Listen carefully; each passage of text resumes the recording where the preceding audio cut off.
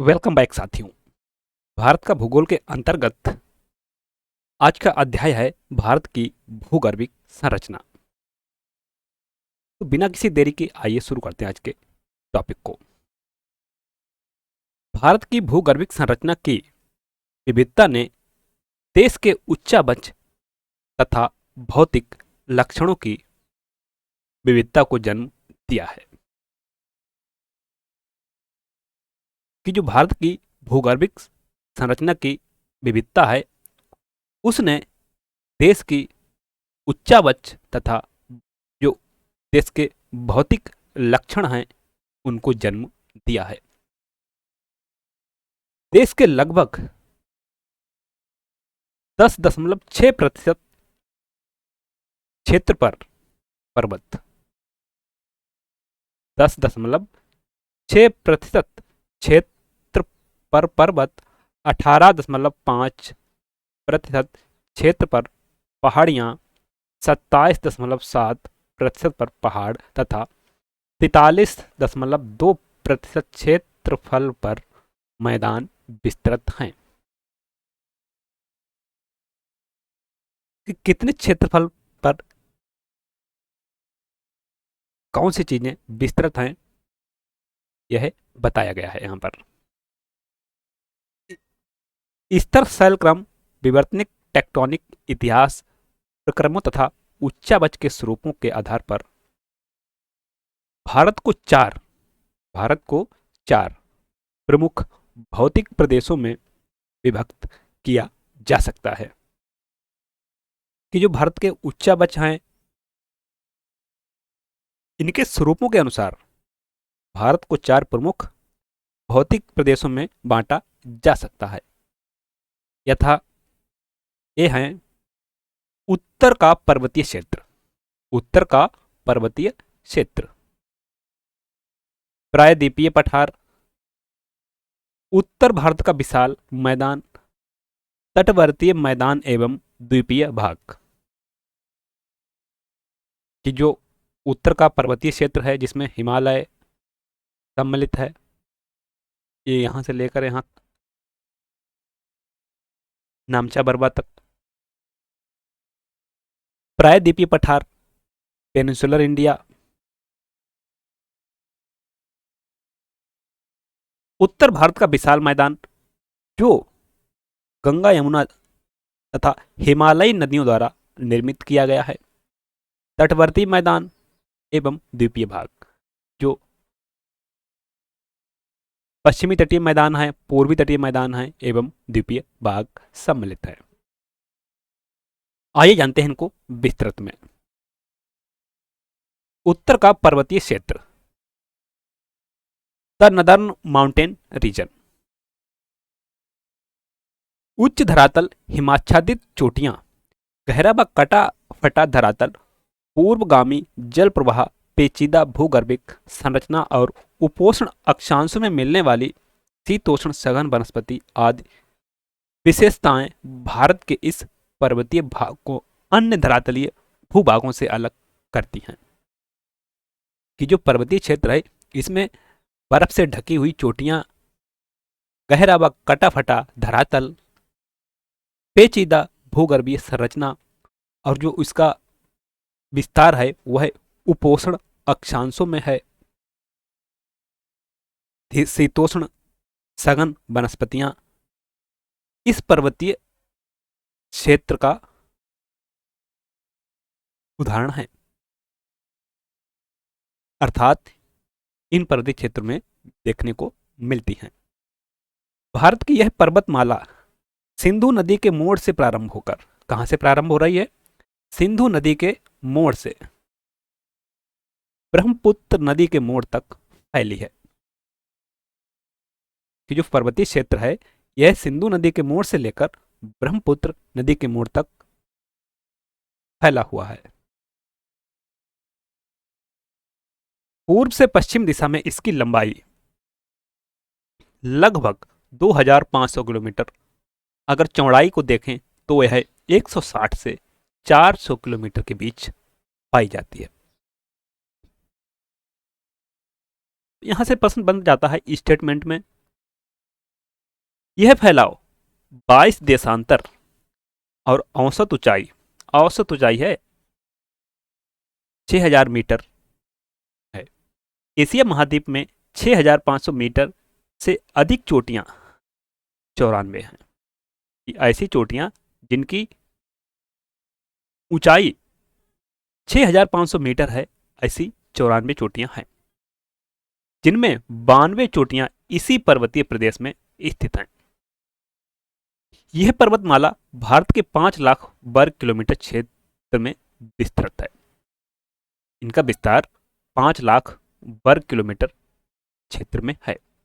इसके उत्तर में तिब्बत का पठार व दक्षिण में सिंधु गंगा ब्रह्मपुत्र का विशाल मैदान फैला है। इसका आकार अगर देखें आप तो एक तलवार की भांति है। आकार जो है तलवार की भांति कुछ इस तरह से देखने को मिलता है, कुछ इस तरीके से मिलता है। यह नवीन मोड़दार पर्वतमाला है, यांग फोल्डेड माउंटेन्स है। इसको बनाने में दबाव की शक्तियों अथवा समानांतर भूगतियों कंप्रेसिव फोर्सेस और टेंजेंशियल अर्थ मूवमेंट का अधिक हाथ है। इनको बनाने वाली परतदार चट्टानें बहुत अधिक मुड़ एवं टूट गई हैं। इनमें अनेक प्रकार के मोड़, ओवरफोल्ड्स, साई मोड़, रिकम्बेंट फोल्ड्स, ग्रीवा खंडीय मोड़, नेपेस तथा उल्टी भ्रंशें, थ्रस्ट फॉल्स पाई जाती हैं। यह पर्वत अभी भी निर्माणावस्था में है, अर्थात इसका निर्माण अभी भी जारी है। इस बात का प्रमाण इस भूखंड में भूकंपों का निरंतर आते रहना है। यह इस बात का प्रमाण है कि इसका निर्माण अभी भी जारी है, अर्थात हिमालय का निर्माण अभी भी जारी है। यहां पर अनेक काल की समुद्रों में निक्षिप्त परतदार चट्टानें मिलती हैं। इस श्रेणी का ढाल तिब्बत की ओर नतोदर तथा भारत की ओर उन्नतोदर प्रकार का है। यह पर्वत श्रेणी अनेक पर्वतों का समूह है।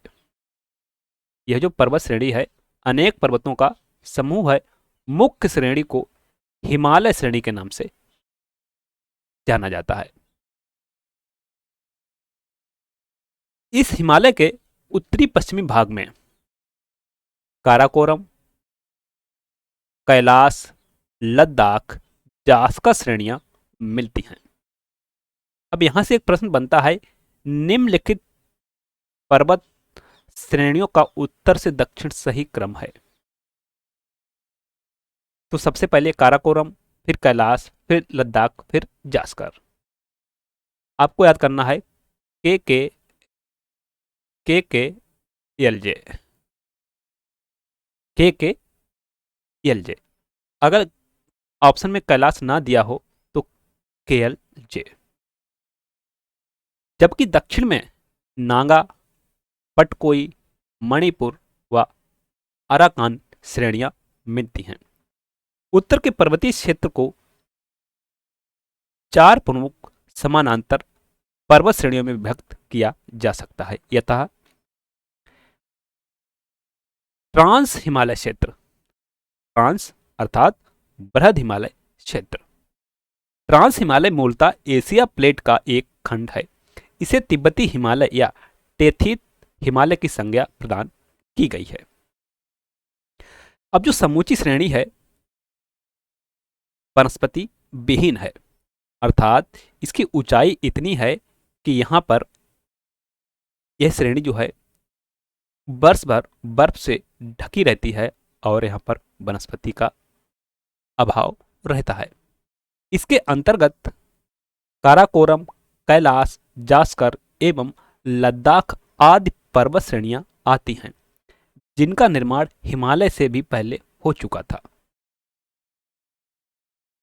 आप देख सकते हैं काराकोरम, उसके बाद लद्दाख, जास्कर, ग्रेट हिमालय। ग्रेट हिमालय सबसे अंत में आती है शिवालिक श्रेणी।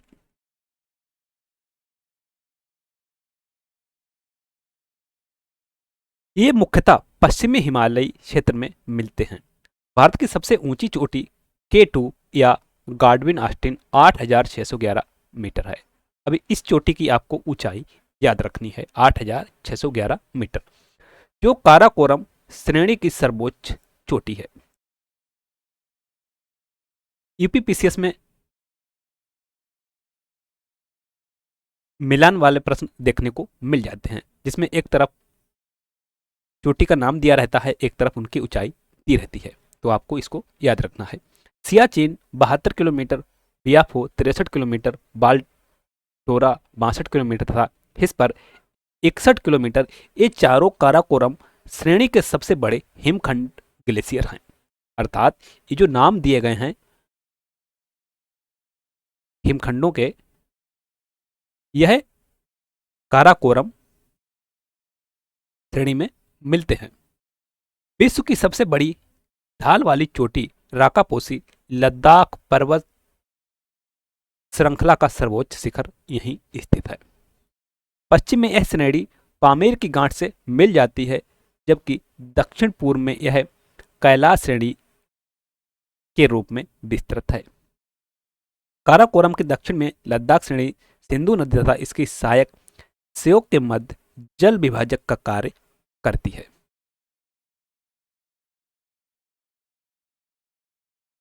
तो एक डिवाइडर है किसके बीच में? सिंधु और श्योक के मध्य। ट्रांस हिमालय अवसादी चट्टानों का बना है। ट्रांस हिमालय अवसादी चट्टानों का बना है। यहां पर टर्शियरी से लेकर कैम्ब्रियन युग तक की चट्टानें पाई जाती हैं। यह श्रेणी सतलज, सिंधु, ब्रह्मपुत्र, सांगपो जैसी पूर्ववर्ती नदियों को जन्म देती है। अर्थात इसी श्रेणी से सतलज, सिंधु, ब्रह्मपुत्र जैसी पूर्ववर्ती नदियों का जन्म हुआ है, अर्थात उद्गम हुआ है। ट्रांस हिमालय बृहद हिमालय से सचर जोन या हिंज लाइन के द्वारा अलग होती है।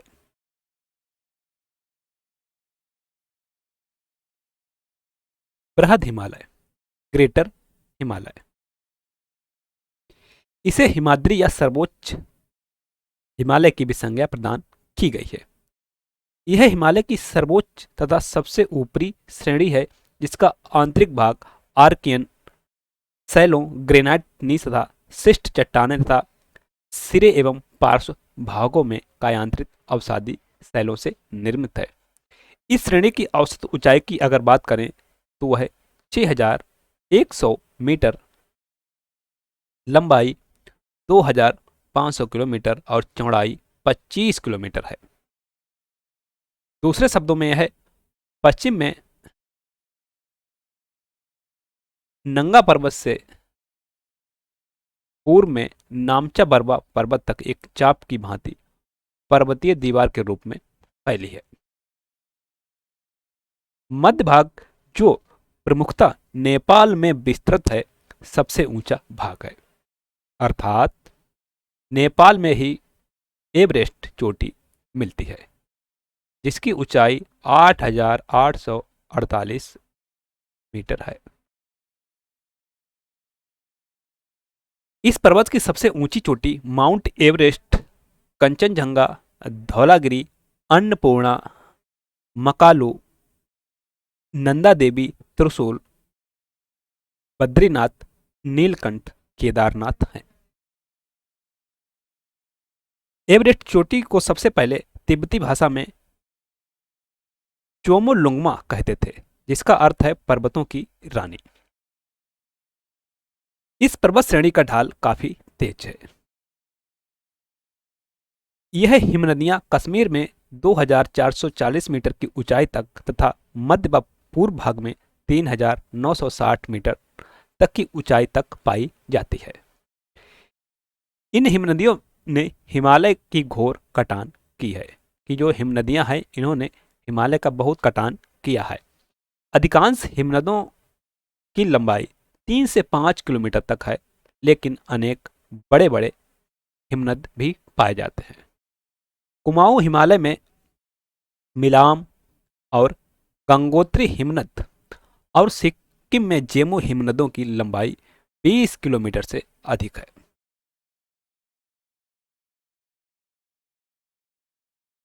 इन हिमनदों ने ही अनेक महत्वपूर्ण नदियों को जन्म दिया है, जैसे गंगा, यमुना नदियों का उद्गम स्थल भी यहाँ पर है। इस पर्वत श्रेणी में अनेक दर्रे मिलते हैं। कश्मीर में बुर्जिल और जोजिला, हिमाचल प्रदेश में बारालाचा, सिपकीला, उत्तराखंड में थागला, नीति और लिपुलेक तथा सिक्किम में नाथुला व जेपीला दर्रे महत्वपूर्ण हैं। हिंदुस्तान तिब्बत मार्ग, जो शिमला को गंगटोक से जोड़ता है, सतलज घाटी में सिपकीला दर्रे से होकर जाता है। सिक्किम की चुंबी घाटी में जेपला दर्रे से होकर पश्चिम बंगाल में कालिम्पोंग से तिब्बत की राजधानी ल्हासा तक सड़क मार्ग जाता है। बृहद हिमालय मध्य हिमालय में मेन सेंट्रल थ्रस्ट के द्वारा अलग होती है। विश्व की अधिकांश ऊंची पर्वत चोटियां इसी पर्वत श्रेणी में स्थित हैं। विश्व की अधिकांश ऊंची पर्वत चोटियां इसी पर्वत श्रेणी में स्थित हैं। कुछ प्रमुख पर्वत चोटियां निम्नलिखित हैं।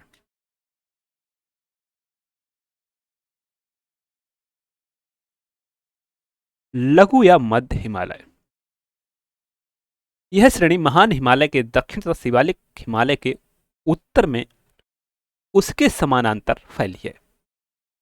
इस शिवालिक के उत्तर में है और महान हिमालय के दक्षिण में है, अर्थात दोनों के मध्य में इसका विस्तार है।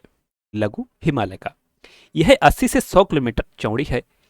इस श्रेणी की औसत ऊंचाई 1800 से 3000 मीटर है। अधिकतम ऊंचाई 4500 मीटर तक पाई जाती है। पीर पंजाल श्रेणी इसका पश्चिमी विस्तार है, जिसका कश्मीर राज्य में फैलाव मिलता है। यह इस श्रेणी की सबसे लंबी व प्रमुख श्रेणी है। झेलम और ब्यास नदियों के बीच लगभग 400 किलोमीटर की लंबाई में लगातार फैलकर यह श्रेणी दक्षिण पूर्व दिशा में मुड़ जाती है। इस श्रेणी में पीर पंजाल 3494 मीटर और बनिहाल 2832 मीटर दो प्रमुख दर्रे हैं। बनिहाल दर्रे से होकर जम्मू कश्मीर मार्ग जाता है। इस श्रेणी के दक्षिण पूर्व की ओर धौलाधर श्रेणी है, जिस पर शिमला 2205 मीटर नगर स्थित है। इसके आगे नाग, रीबा, मंसूरी आदि श्रेणियां पाई जाती हैं।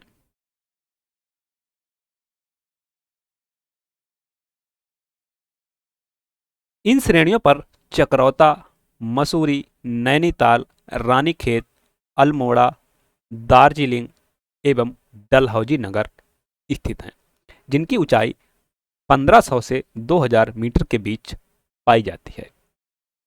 मध्य एवं शिवालिक हिमालय के बीच मेन सीमांत दरार, मेन बाउंड्री फॉल्ट पाई जाती है, जो पंजाब से असम राज्य तक विस्तृत है। यह पर्वत प्री कैम्ब्रियन तथा पैलियोजाइक चट्टानों से बने हैं।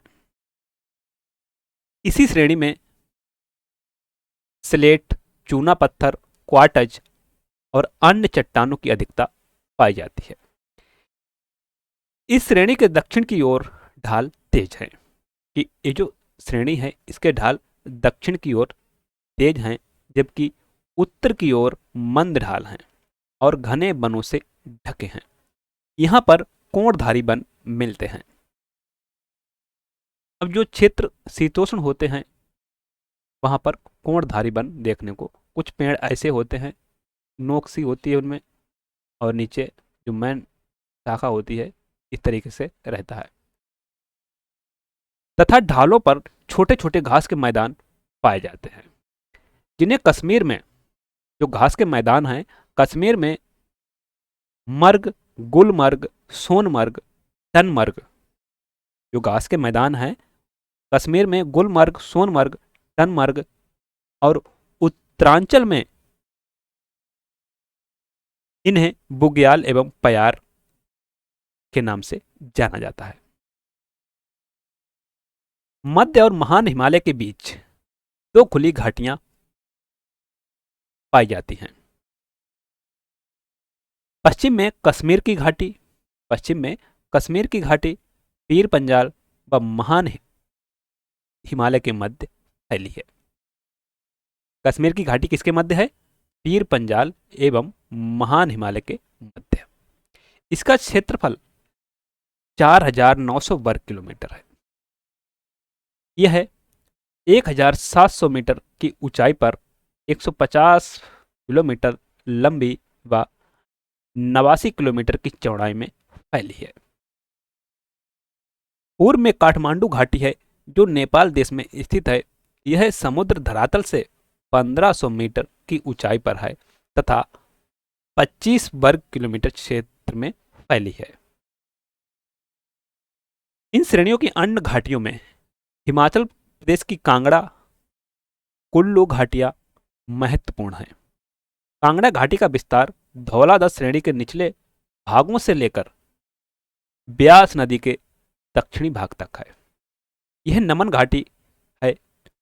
कुल्लू घाटी एक अनुप्रस्थ घाटी है जो रावी नदी के ऊपरी भाग में विस्तृत है। अगला है शिवालिक हिमालय। यह हिमालय की सबसे बाहरी एवं नवीनतम अर्थात सबसे नई श्रेणी है। इसे बाह्य हिमालय, आउटर हिमालय एवं उप हिमालय भी कहते हैं।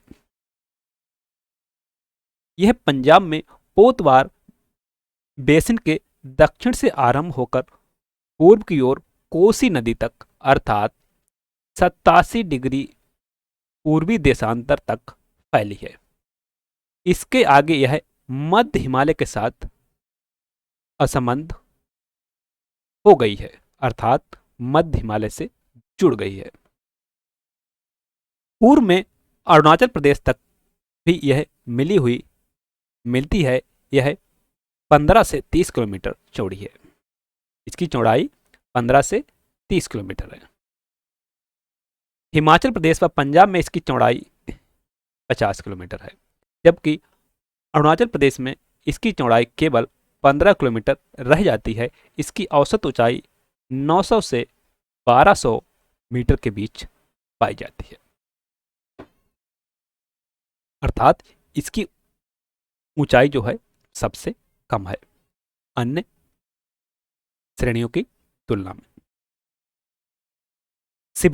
शिवालिक को जम्मू में जम्मू पहाड़ियों तथा अरुणाचल में डाफला, मिरी, अबोर और मिसमी पहाड़ियों के नाम से जाना जाता है। इसका निर्माण काल मध्य मायोसीन से निम्न प्लीस्टोसीन काल तक माना जाता है। यह मायोप्लेस्टिसीन बालू, कंकड़, संपीडात्मक शैल की मोटी परतों से निर्मित है। पश्चिम बंगाल में तिस्ता और रायडाक नदियां परस्पर मिलकर 90 किलोमीटर चौड़ा रिक्त स्थान बनाती हैं। यहां पर शिवालिक बिल्कुल अदृश्य हो गई है। यह श्रेणी बृहद सीमांत दरार, ग्रेट बाउंड्री फॉल्ट द्वारा अलग होती है। इस दरार का क्रम अधिक स्पष्ट नहीं है। शिवालिक व मध्य हिमालय के बीच अनेक घाटियां पाई जाती हैं। इनको पश्चिम मध्य भाग में दून और पूर्व में द्वार कहते हैं। देहरादून, हरिद्वार ऐसे ही मैदान है। ये किसके मध्य है? शिवालिक व मध्य हिमालय के बीच में देहरादून व हरिद्वार। देहरादून घाटी 75 किलोमीटर लंबी और 15 से 20 किलोमीटर चौड़ी है। यह मोटे कंकड़ व कांप निक्षेपों से ढकी है। यह समतल धरातल युक्त नमन घाटी है। दून जैसी अन्य प्रमुख घाटियां इस प्रकार हैं: जम्मू में उधमपुर और कोटली, उत्तरांचल और हिमाचल प्रदेश में कोटा, पातली, चुंबी, कियादा, कोटली आदि। प्राचीन भूगोल शास्त्रियों ने इसे मैनाक पर्वत नाम दिया है। हिमालय पर्वत की दो घुमाव युक्त व मोड़दार भुजाएं हैं। एक घुमाव उत्तर पश्चिम में सिंधु गार्ज एवं उत्तर पूर्व में दिहांग गार्ज से है। पहली शाखा इसके पश्चिमोत्तर सिरे से निकलकर दक्षिण पश्चिम की ओर फैली है। इसका विस्तार पाकिस्तान में हिंदू कुश, सुलेमान और किरथर श्रेणियों के नाम से है। इसमें खैबर बोलन और गोमल आदि विशेष दर्रे स्थित हैं। दूसरा घुमावदार मोड़ इसके उत्तर पूर्वी सिरे से आरंभ होता है। इसमें गारो खासी जयंतिया पहाड़ियां व मणिपुर श्रेणी में पटकोई और लुसाई की पहाड़ियां आती हैं एवं इसी का घुमावदार विस्तार भारत म्यांमार सीमा पर प्राकानयोमा पर्वत के नाम से फैला है। सिडनी बुराड़। सिडनी बुराड़ नामक भूगर्भ शास्त्री ने हिमालय का वर्गीकरण नदी घाटियों के आधार पर किया है। सिडनी बुराड़ महोदय ने हिमालय का वर्गीकरण नदी घाटियों के आधार पर किया है। कुछ इस तरीके से: Sindhu river, Sutlej river, Kosi river, Teesta river.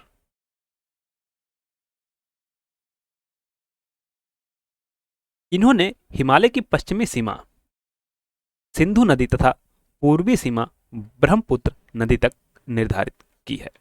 कि सबसे पश्चिमी सीमा सिंधु नदी यहां से लेकर और पूर्व में ब्रह्मपुत्र नदी तक निर्धारित की है। इन्होंने हिमालय के 4 प्रदेश बताए हैं, यथा कश्मीर या पंजाब हिमालय। कश्मीर या पंजाब हिमालय, इसका विस्तार सिंधु नदी से लेकर सतलज नदी तक 560 किलोमीटर की लंबाई में मिलता है। यहां से प्रश्न बनता है कि इन दो नदियों के बीच से, दो नदियों का नाम दे दिया, इन दो नदियों के बीच के क्षेत्र को किस हिमालय के नाम से जाना जाता है? तो कश्मीर या पंजाब हिमालय, इसका विस्तार सिंधु नदी से लेकर सतलज नदी तक 560 किलोमीटर की लंबाई में मिलता है। यह कश्मीर व हिमाचल प्रदेश राज्यों में फैला है। इसका विस्तार कहां पर है? कश्मीर और हिमाचल प्रदेश में। इसमें जास्कर, लद्दाख, काराकोरम, पीर पंजाल, धौलाधार श्रेणियां सम्मिलित हैं। यहां पर दक्षिणी ढालों पर वनों का प्राधान्य है, जबकि उत्तरी ढाल निर्जन, उबड़ खाबड़ तथा शुष्क हैं। ऐसा क्यों है? जो दक्षिणी ढाल हैं इसके, यहां पर दक्षिणी पश्चिमी मानसून से वर्षा हो जाती है, लेकिन जो उत्तरी ढाल हैं वह वृष्टि छाया है, अर्थात उस तरफ मानसूनी हवाएं नहीं पहुंच पाती हैं और वह क्षेत्र वर्षा से अछूता रह जाता है। फलस्वरूप वहां पर वनस्पति नहीं मिलती है। शुष्क होने का कारण हिमरेखा अधिक ऊंचाई पर पाई जाती है। कुमायूं हिमालय, इसका विस्तार सतलज नदी से लेकर काली नदी तक 320 किलोमीटर की लंबाई में उत्तराखंड राज्य में है। इसका पश्चिमी भाग गढ़वाल व पूर्वी भाग कुमायूं हिमालय कहलाता है। पूर्वी भाग कुमायूं हिमालय, पश्चिमी भाग गढ़वाल हिमालय। यह पंजाब हिमालय की अपेक्षा अधिक ऊंचा है। यहाँ की प्रमुख चोटियां हैं बद्रीनाथ, केदारनाथ, त्रिशूल, माना, गंगोत्री, नंदा देवी, कामेत। गंगा और यमुना नदियों के उद्गम स्थान यहीं पर है। कहां पर? कुमायूं हिमालय में। नंदा देवी कुमायूं हिमालय की सर्वोच्च शिखर है। नंदा देवी कुमायूं हिमालय की सर्वोच्च शिखर है।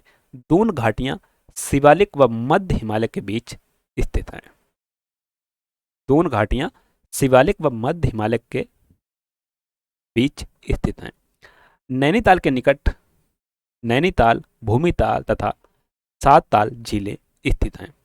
माना एवं नीति दर्रों द्वारा यह भाग तिब्बत के निकट है। गंगोत्री क्षेत्र में ही गंगोत्री हिमनद से पवित्र गंगा के प्रमुख स्रोत के रूप में भागीरथी का उद्गम होता है। अगला है नेपाल हिमालय।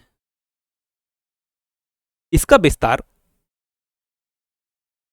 काली से लेकर तीस्ता नदी तक 800 किलोमीटर की लंबाई में मिलता है। नेपाल हिमालय काली से लेकर तीस्ता नदी के मध्य 800 किलोमीटर के क्षेत्र में फैला हुआ है। यह कुमायूं हिमालय की अपेक्षा अधिक ऊंचा है। जैसा कि आप सभी जानते हैं कि जो सब सर्वोच्च पर्वत चोटियां हैं कहां पर हैं? नेपाल में ही। यह कुमायूं हिमालय की अपेक्षा अधिक ऊंचा है तथा हिमालय के सबसे ऊंची चोटियां इसी भाग में पाई जाती हैं, जिनमें कंचनजंगा, मकालू, एवरेस्ट यहीं पर स्थित हैं। इसका विस्तार नेपाल देश में भी है। काठमांडू घाटी यहाँ की प्रमुख घाटी है। अगला है असम हिमालय। इसका विस्तार तीस्ता नदी से लेकर ब्रह्मपुत्र नदी तक 720 किलोमीटर की लंबाई में मिलता है। यह श्रेणी नेपाल हिमालय की अपेक्षा नीची है। जो असम हिमालय है यह नेपाल हिमालय की अपेक्षा ये जो श्रेणी है जो है नीची है तथा सिक्किम, असम व अरुणाचल राज्यों व भूटान देश में फैली है। विस्तार कहाँ पर है? सिक्किम में, असम में, अरुणाचल प्रदेश में और भूटान देश में इनका विस्तार है। इस श्रेणी का ढाल मैदान की ओर बहुत तीव्र, किंतु यह तीव्रता पूर्व से पश्चिम की ओर कम होती जाती है। यहाँ की प्रमुख चोटियों की अगर बात करें, कुला, कांगड़ा, चुमलहारी, काबस, जाग, सांगला, पहुनी और नामचा बरवा हैं। इस भाग की प्रमुख नदियां दिबांग, दिहांग, लोहित तथा ब्रह्मपुत्र हैं। जेलेपला, बुमला, सेला, तुंगा, योंग्याप, कांगड़ी, कारपोला आदि इस क्षेत्र के प्रमुख दर्रे हैं।